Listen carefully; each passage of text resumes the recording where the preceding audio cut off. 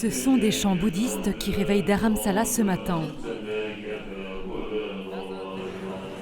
À l'entrée du temple du Dalai Lama, ils sont plusieurs milliers de visiteurs à se bousculer.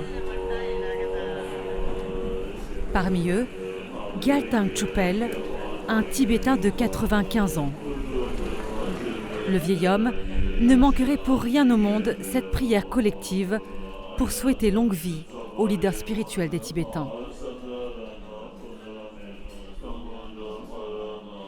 Gyaltang Chupel est arrivé de bonne heure pour se faire une place au premier rang.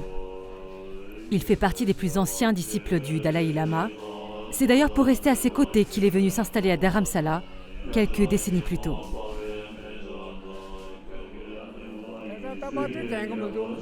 Je ne me souviens même plus de la première fois où j'ai vu sa sainteté.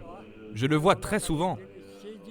Et si lui m'aperçoit dans la foule, il ne manque pas de me reconnaître et vient me bénir en personne. Je prie pour sa santé.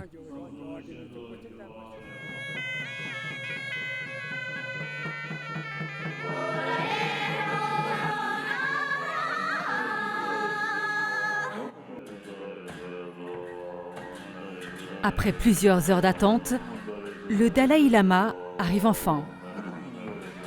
Pour Chupel, l'émotion est toujours la même. Je suis heureux, il m'a béni. Son aura est intacte. À 83 ans, le leader bouddhiste est l'une des personnalités les plus populaires dans le monde.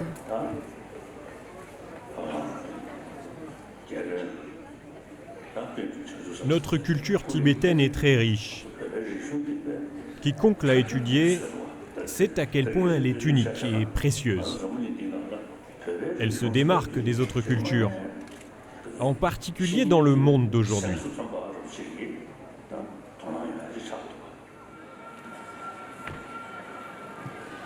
Cela fait maintenant 60 ans que le Dalai Lama vit en Inde. En 1959, il quitte un Tibet envahi par les forces chinoises. Gyaltang Chupel se souvient de cette période comme si c'était hier. Le vieil homme est l'un des derniers rebelles à avoir pris les armes contre l'ennemi chinois lors des soulèvements populaires des années 50. Ça, c'est Buchung. Et là, c'est moi. Buchung, c'était mon ami. Nous appartenions au même groupe armé. Lui, il a été formé par la CIA. En 1950, nous sommes en pleine guerre froide et les rebelles tibétains trouvent un allié inespéré chez les Américains, soucieux de contrer la Chine communiste de Mao.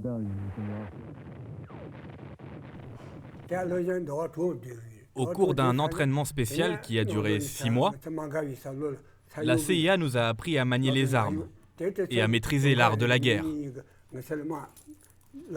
Les services secrets américains nous ont aussi fourni des armes pour nous battre.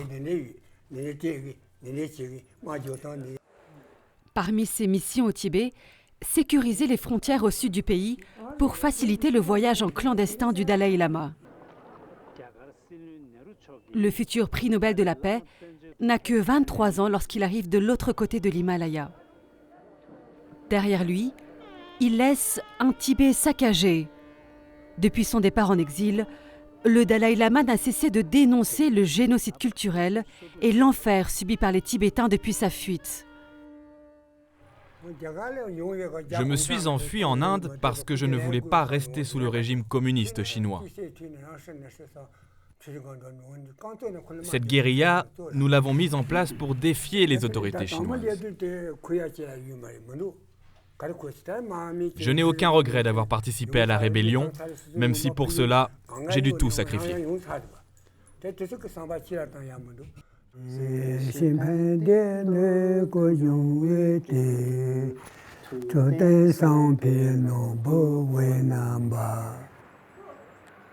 Lorsqu'il quitte le Tibet à l'âge de 35 ans, Chupel ne sait pas qu'il ne reverra jamais son pays natal, ni sa famille restée là-bas. Comme cet ancien combattant, ils sont aujourd'hui 15 000 Tibétains à avoir trouvé refuge à Dharamsala auprès de leur chef spirituel. En 60 ans d'exil, le Dalai Lama est resté le pilier de cette communauté tibétaine Aujourd'hui encore, elle s'appuie sur son leader pour se faire entendre. Mais depuis quelques années, c'est la question de sa succession qui préoccupe la communauté tibétaine. Le Dalai Lama va bientôt fêter ses 84 ans.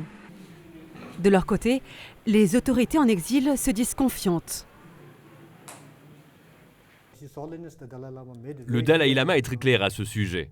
La lutte tibétaine, c'est bien celle du peuple tibétain et non la sienne. En 2011, il a abandonné ses fonctions politiques pour les léguer à des représentants élus par le peuple. Du coup, même si le Dalai Lama n'est plus là, nous sommes capables de poursuivre notre combat politique.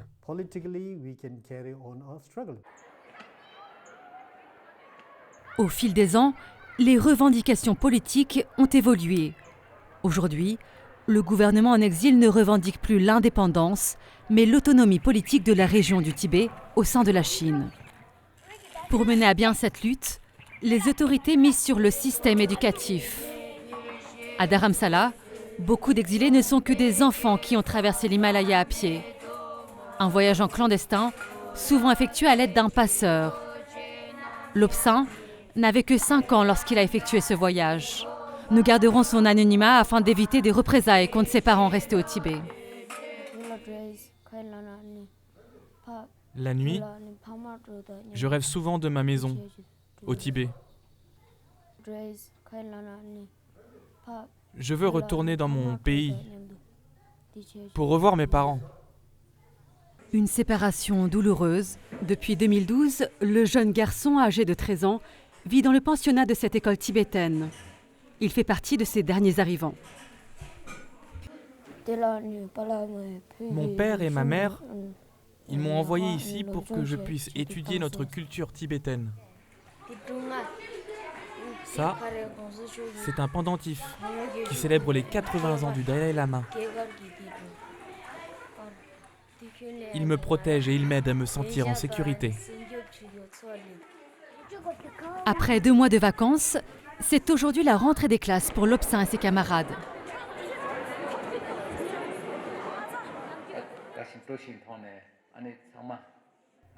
Je suis heureux de pouvoir démarrer cette nouvelle année scolaire dans cette atmosphère chaleureuse.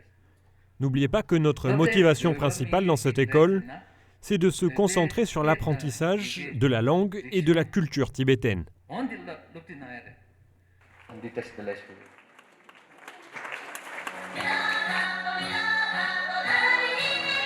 Les 1100 élèves réunis ce matin vont découvrir le programme de cette nouvelle année. L'école a organisé pour eux des cours qu'ils n'auraient jamais pu recevoir en Chine.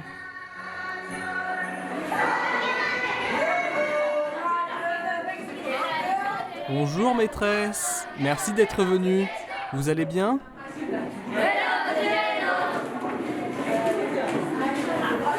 Pour certains d'entre vous, vos parents vivent très loin et je sais que vous n'avez pas pu partir en vacances.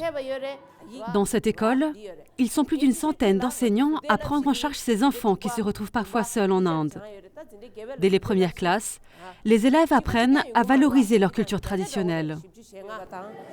Les Tibétains à l'étranger n'ont pas l'opportunité d'apprendre notre culture et notre religion. Mais comme le souligne sa sainteté le Dalai Lama, il faut étudier la langue tibétaine et à travers elle le bouddhisme. C'est un moyen comme un autre d'aider notre pays, de protéger notre identité et d'aider notre cause sur le long terme. Moi je suis tibétain. C'est important pour moi d'apprendre ma langue maternelle. Comme ça, je peux parler tibétain avec mes parents. Depuis sa création en 1960, ce cursus scolaire unique en son genre connaît un franc succès. Mais aujourd'hui, de moins en moins d'élèves viennent directement du Tibet. La plupart sont originaires des régions bouddhistes de l'Inde et du Népal. Jusqu'en 2008, environ 700-800 enfants venaient du Tibet chaque année. Mais maintenant, en raison du durcissement de la politique chinoise, leur nombre a baissé. Au Tibet, les manifestations populaires de 2008 ont renforcé les contrôles. Il y a plus de militaires postés le long des frontières tibétaines. Celle que l'on surnommait le mini-Tibet se dépeuple à vue d'œil. Moins d'arrivées, mais aussi plus de départs. À Dharamsala, il serait une centaine à quitter la ville tous les ans. Dans cet atelier de Tanka, un art traditionnel bouddhiste, ces apprentis ont eux fait le choix de rester. Ils sont les derniers gardiens d'un savoir-faire qui se perd.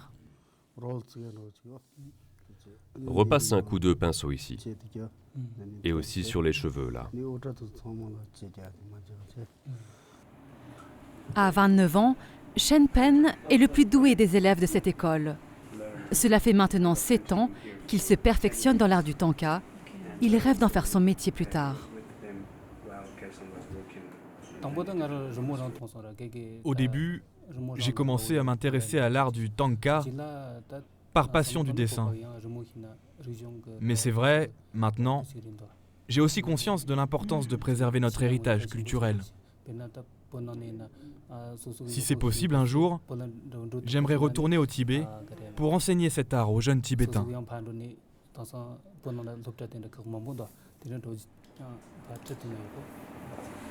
Depuis 2011, plus de 100 élèves se sont inscrits dans cette école.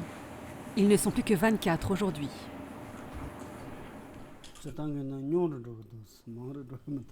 C'est vrai que le nombre d'inscriptions est en baisse. C'est notre plus grand souci aujourd'hui.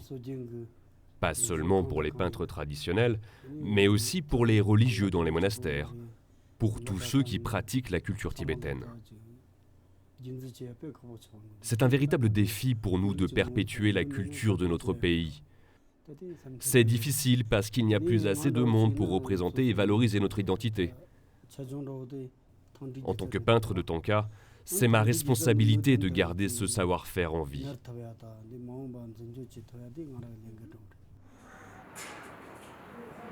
En Inde, les opportunités sont rares pour les Tibétains.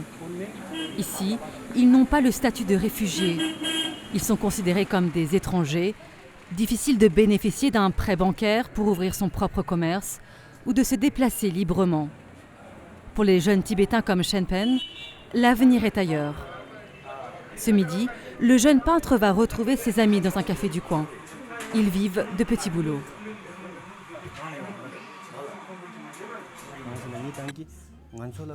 Nous autres exilés tibétains, nous n'avons pas beaucoup d'opportunités ici. Nous sommes défavorisés sur le marché du travail par rapport aux locaux. Si je vais à l'étranger, j'aurai une vie meilleure, j'en suis convaincu. J'ai envie de partir d'ici.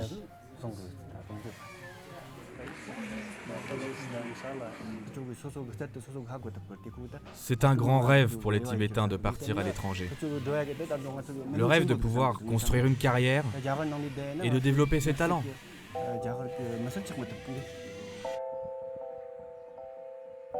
À Dharamsala, la diaspora tibétaine se pose plus que jamais la question de son avenir. Alors que Pékin menace de choisir lui-même le successeur du 14e Dalai Lama et d'étendre un peu plus sa mainmise sur le Tibet, les exilés gardent l'espoir de résoudre le conflit tibétain d'ici les prochaines années et de permettre ainsi à leur leader spirituel de revoir son pays natal une dernière fois après 60 ans en exil.